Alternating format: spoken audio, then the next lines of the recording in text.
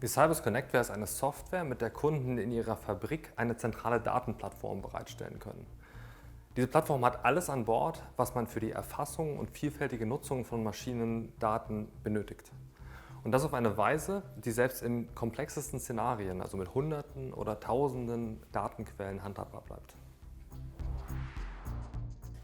Die Cybers Connectware als Softwarelösung, aber vor allem mit ihren Verwaltungskonzepten, reduziert ganz erheblich die Total Cost of Ownership der gesamten Dateninfrastruktur. Wir vermeiden fast völlig das Customizing von Steuerungen und IT-Applikationen.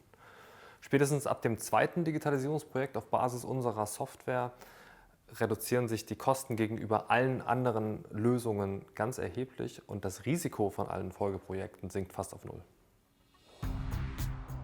Industrie 4.0 ist geprägt von einer unglaublichen Vielzahl von Projekten. Manche sind winzig klein, manche riesig groß.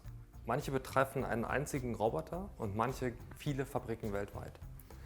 Cybers hilft dabei, das Datenthema global zu lösen, Brücken zu schlagen, eine Infrastruktur zu errichten, die alle Stakeholder und Technologien miteinander verbindet.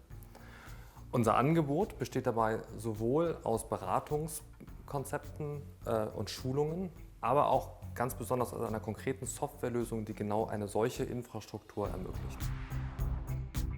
Cybers versucht so neutral wie möglich gegenüber konkreten Anwendungsfällen und Technologie zu bleiben.